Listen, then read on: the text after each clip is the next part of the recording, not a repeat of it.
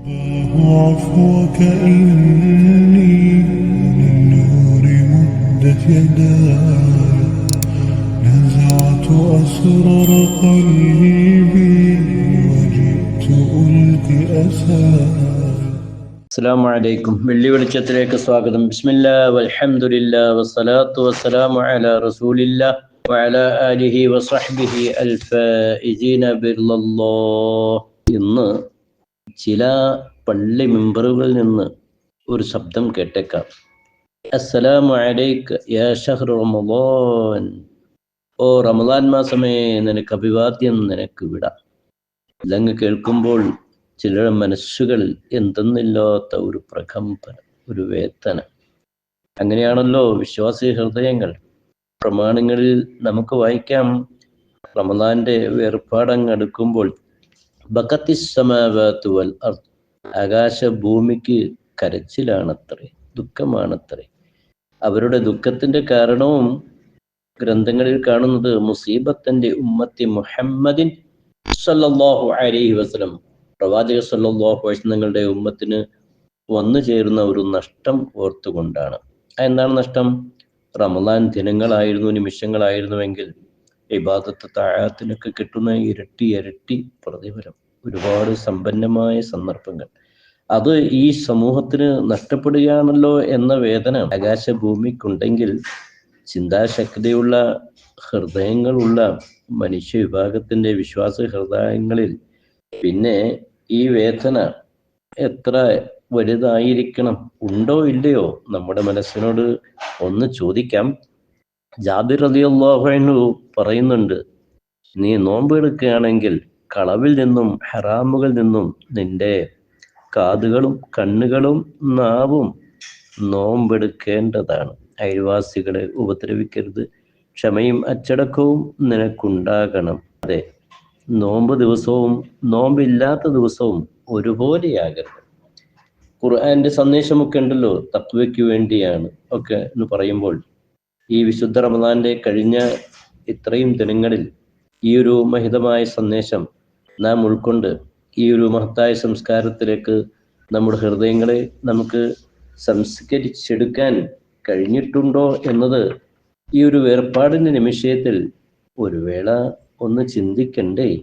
എൻ്റെ പ്രിയപ്പെട്ടവരെ, നാം എത്ര സൗഭാഗ്യന്മാർ, വ്രതാനുഷ്ഠാനികൾ, മഹാഭാഗ്യവന്മാരല്ലേ? വെറുതെയാണോ അല്ലാഹു റബ്ബുൽ ഇസ്സത്ത് നമുക്ക് ഈ നിയമങ്ങളൊക്കെ നടപ്പാക്കിയിരിക്കുന്നത്? പരിശുദ്ധ ഖുർആൻ പറയുന്നുണ്ട്, കുലു വശ്റബു ഹനീഅൻ ബിമാ അസ്ലഫ്തും ഫിൽ അയ്യാമിൽ ഖാലിയ.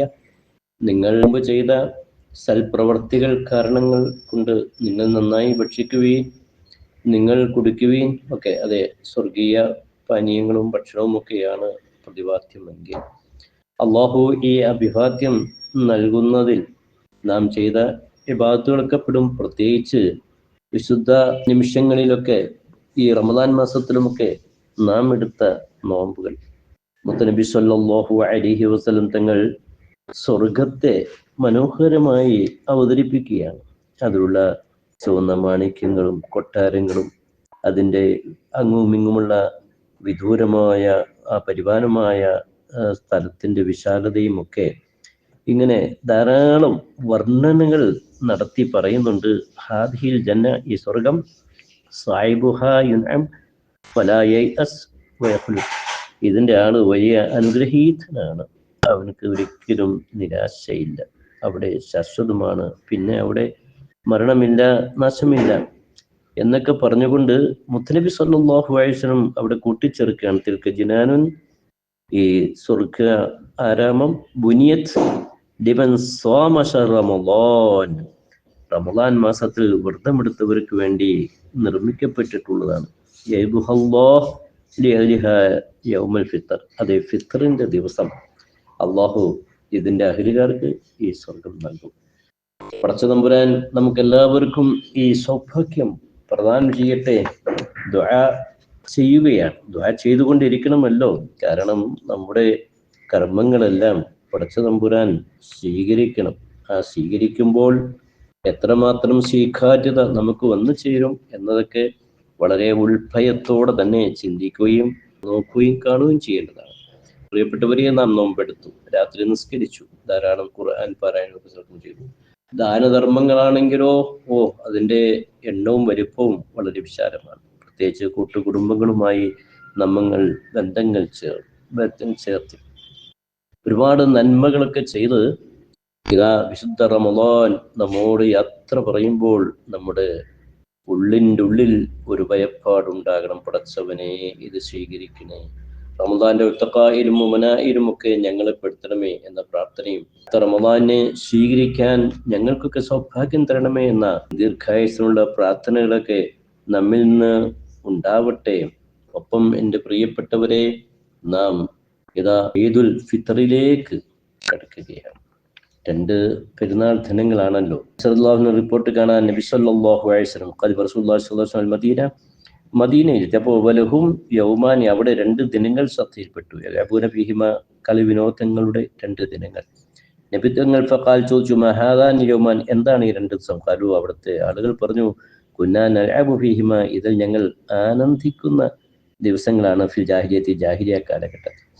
അപ്പോൾ ഫഖാൽ റസൂലുള്ളാഹി സ്വല്ലല്ലാഹു അലൈഹി വസല്ലം, നബി സല്ലല്ലാഹു അലൈഹി വസല്ലം പറഞ്ഞു, ഇന്നല്ലാഹ ഖദ് അബ്ദലക്കും ബിഹിമാ ഖൈറ മിൻഹുമാ, ഈ 2 ദിനങ്ങൾക്ക് പകരമായി മറ്റു 2 സവിശേഷമായ ദിനങ്ങൾ നിങ്ങൾക്ക് ഇതിനേക്കാൾ ഉത്തമമായി നൽകിയിരിക്കുകയാണ്. അതായത് യൗമുൽ അദ്ഹ, ബലി പെരുന്നാൾ ദിനം, യൗമുൽ ഫിത്ർ, ചെറു പെരുന്നാൾ ദിനം. ഇപ്പോൾ നാം ശവ്വാൽ മാസപ്പിറവി കാണുന്നതോടുകൂടി റമദാൻ അവസാനിക്കുകയാണല്ലോ. അപ്പോൾ റമദാൻ അവസാനിച്ച് ഇത്രയും ദിവസം നാം പകൽ സമയത്തൊക്കെ ഭക്ഷണപാനീയങ്ങളൊക്കെ മാറ്റിവെച്ച് റബ്ബിനു വേണ്ടി സൽക്കർമ്മങ്ങൾ ചെയ്യും. ഇനി പെരുന്നാളിൻ്റെ അന്ന് കൂടുതൽ നാം സന്തോഷിക്കുകയാണ്, ആഹ്ലാദിക്കുകയാണ്, കുടുംബങ്ങളുമായി ഒത്തുചേരുകയാണ്, കൂട്ടുബന്ധങ്ങളുമായി സഹകാരികളുമായി സൗഹൃദങ്ങൾ പുതുക്കുകയാണ്. അതെ, പാവപ്പെട്ടവൻ്റെ ഒരു അവകാശം അവിടെയും ഇസ്ലാം മുന്നോട്ട് വെക്കുന്നു. ഈ റമദാനിൻ്റെ വ്രതത്തിൻ്റെയൊക്കെ പൂർത്തീകരണം, അതിൻ്റെ സമാപനം പെരുന്നാളിനോടെന്ന് വെച്ചാൽ ഫിത്തർ സക്കാത്ത്, അത് വളരെ നിർബന്ധം തന്നെയാണ്. ഓരോരുത്തരും അവരുടെ ശരീരത്തിൻ്റെ സക്കാത്താണ്, അത് കൊടുക്കണം. കുടുംബനാഥന്മാർ അവരെ ആശ്രമത്തിൽ കഴിയുന്നവരുടെയൊക്കെ സക്കാത്ത് അവർ കൊടുക്കണം. ഒരാൾക്ക് ഏറ്റവും 4 മുദ്ദാണ് കിതാബിൻ്റെ ഒക്കെ ഭാഷയിൽ പറഞ്ഞത്. അഥവാ നമ്മുടെ നാട്ടിലെ കണക്കെടുക്കുകയാണെങ്കിൽ ലിറ്റർ പ്രകാരം 3200 ഒക്കെ വന്നേക്കാം, 2.5 കിലോയുടെ അടുത്ത് 2400 ഒക്കെ വന്നേക്കാം. ഏതായാലും അത് നമ്മുടെ നോമ്പിൻ്റെ ഒരു ശുദ്ധീകരണവും കൂടിയാണ് എന്നാണ് മഹത്തുക്കളൊക്കെ പറഞ്ഞത്. ഫത്ഹുൽ മീൻ എന്ന കിതാബിലും അത് പറയുന്നുണ്ട്. ഇപ്പോൾ ഏതുപോലെയെന്ന് വെച്ചാൽ നമ്മുടെ സക്കാത്തുൽ ഫിത്തർ, കാല വക്കീ റളിയല്ലാഹു അൻഹു പറയാണ്, സക്കാത്തുൽ ഫിത്തർ റമദാൻ മാസത്തിന്റെ അവസാനം വന്ന ഈ ഫിത്തർ സക്കാത്ത് കസജത്തി സഹ്വി ലിസ്വലാത്തി, നിസ്കാരത്തിൽ സഹ്വിന്റെ സുജൂദ് ചെയ്യുന്ന പോലെയാണ് ചിലപ്പോൾ ഘട്ടങ്ങളിൽ. അതായത് തജുബുറു നഖ്സസവും, ഈ സക്കാത്തുൽ ഫിത്തർ നോമ്പിൽ വന്നു ചേർന്ന ന്യൂനതകൾ പരിഹരിക്കും. ഏതുപോലെ കമാ സുജൂദ് നഖ്സലാത്തി, സഹ്വിന്റെ സുജൂദ് നിസ്കാരത്തിന്റെ പോരായ്മകൾ പരിഹരിക്കുന്നത് പോലെ. ഇത് നബി സല്ലല്ലാഹു അലൈഹി വസല്ലം തങ്ങളൊക്കെ നടപ്പാക്കിയ ഹദീസിന്റെ കിതാബിലൊക്കെ കാണാം. ഇത് നോമ്പിന്റെ ശുദ്ധീകരണം, ഒപ്പം പാവങ്ങൾക്കുള്ള, സാധുക്കൾക്കുള്ള, വിഷമിക്കുന്നവർക്കുള്ള ഒരു ഭക്ഷ്യദാനവുമായി കൊണ്ട് ആണ് ഫിത്ർ സക്കാത്ത് നാം കണക്കാക്കുന്നത്. അപ്പോൾ അതിൽ ആരും വീഴ്ച വരുത്തരുത് എന്ന് ഇവിടെ കൂട്ടത്തിൽ ഓർമ്മപ്പെടുത്തുകയാണ്. നാം നമ്മുടെ പെരുന്നാളിനെ സ്വീകരിക്കുന്നത് തക്ബീറോട് കൂടിയാണ്, അല്ലേ? പെരുന്നാൾ ചൊവ്വാലങ്ങ് ആയിക്കഴിഞ്ഞാൽ, റമദാൻ അവസാനം കഴിഞ്ഞാൽ സന്ധ്യ മുതൽ പെരുന്നാൾ നിസ്കാരം വരെ അല്ലാഹു അക്ബർ, അല്ലാഹു അക്ബർ. മുത്തനബി സല്ലല്ലാഹു അലൈഹി വസല്ലം പറയുന്നുണ്ട്, സയ്യിനു അഅയാദകും ബിതക്ബീർ, പെരുന്നാളുകളെ നിങ്ങൾ തക്ബീർ കൊണ്ട് അലങ്കരിക്കണം, ഭംഗിയാക്കണം, പ്രൗഢമാക്കണം. പെരുന്നാളാണല്ലോ, ഒന്ന് അടിപൊളിച്ചേക്കാം, അടിപൊളിയായി എന്തും കാണിച്ചേക്കാം എന്നല്ല. എന്നിട്ട് വിനോദങ്ങളാകാം, സന്തോഷങ്ങളാകാം, അതിന് ഇസ്ലാം വിരോധമല്ല. പക്ഷേ അള്ളാഹു വിലക്കിയ, മതം നിരോധിച്ച യാതൊരുവിധ വൃത്തികെട്ട വൃത്തിഹീനമായ അലങ്കോലങ്ങളിൽ പെടാതെയുള്ള നല്ല വിനോദങ്ങൾ ഒക്കെ ആകാം. അള്ളാഹുവാണ് വലിയവൻ, അള്ളാഹുവാണ് വലിയവൻ. പരിശുദ്ധ ഖുർആൻ പറഞ്ഞല്ലോ, റബ്ബക ഫകബ്ബിർ, നിന്റെ രക്ഷിതാവിനെ നീ ഉത്തമനായി വലുതായി പ്രഖ്യാപിക്കണം. അപ്പോൾ അള്ളാഹുവിനെ കുറിച്ചുള്ള ആ ബോധവും തഖ്വയും പെരുന്നാൾ ദിനത്തിലും കൈവിടാൻ പാടില്ല. അപ്പം പെരുന്നാൾ നിസ്കാരമുണ്ട്, സ്ത്രീകൾക്കും പുരുഷന്മാർക്കുമൊക്കെ നിർവഹിക്കാൻ ശ്രദ്ധിക്കണം. സ്ത്രീകൾ അവരുടെ വീടുകളിലാകട്ടെ, പുരുഷന്മാർക്ക് പള്ളികളിൽ ജമാഅത്തായി നിസ്കരിക്കുക. ആ നിസ്കാരം വരെയുള്ള തക്ബീറുകളിലും ഒക്കെ ശ്രദ്ധിക്കുക. ഫിത്ർ സക്കാത്ത് തലേദിവസം രാത്രി, റമദാൻ അവസാനിച്ച രാത്രി മുതൽ കൊടുക്കാം. അതേസമയത്ത് നിസ്കാരത്തിന്റെ മുമ്പാണെങ്കിൽ ഉത്തമമാണെന്ന് ഗ്രന്ഥങ്ങൾ വ്യക്തമാക്കുകയാണ്. അതിൻ്റെ പരമായ സമയം നോക്കി നിർവഹിക്കാൻ ശ്രമിക്കുന്നതോടൊപ്പം തന്നെ പെരുന്നാൾ സന്തോഷം എല്ലാവർക്കും നൽകണം. ചരിത്രത്തിലൊക്കെ നാം വായിച്ചില്ലേ, മുത്തനബി സല്ലല്ലാഹു അലൈഹി വസല്ലം തങ്ങൾ ഒരു പെരുന്നാൾ ദിവസം പുറപ്പെടുമ്പോൾ കുറച്ച് കുട്ടികൾ കുട്ടികൾ കളിക്കുന്നത് കണ്ടു അല്ലേ. ഒരു കുട്ടി അവിടെ അല്പം ദുഃഖത്തിൽ നിൽക്കുക. മോനെ, മാലക്ക തബുക്കി വലാത്ത അബു മാസ്ബിയാൻ, എന്താ നിന്റെ ദുഃഖം? മറ്റു കുട്ടികളോടൊപ്പം കളിക്കുന്നില്ലല്ലോ. അപ്പോൾ ആ കുട്ടി പറഞ്ഞതെന്താ, എൻ്റെ വാപ്പ ഏതൊരു യുദ്ധത്തിൽ മരണപ്പെട്ടു പോയി. എൻ്റെ ജീവിതമൊക്കെ വളരെ വിഷമകരം തന്നെയാണ്. ഭക്ഷണം വസ്ത്രമൊക്കെ വളരെ സാഹസം തന്നെ. ആ സമയത്ത് മുത്തനബി സല്ലല്ലാഹു അലൈഹി വസല്ലം തങ്ങൾ ആ കുട്ടിയെ ചേർത്ത് പിടിക്കുന്നു. ഫഹദ റസൂൽ സല്ലല്ലാഹു അലൈഹി വസല്ലം ബിഹാദ സബി വഖാലഹു, മോനെ നീ എന്തിനു വിഷമിക്കണം? അമാതല്ല അൻ തകൂന ലക അബ അൻ അകൂന ലക അബ, ഞാൻ മോൻ്റെ വാപ്പയാകാൻ മോൾക്ക് സന്തോഷമല്ലേ?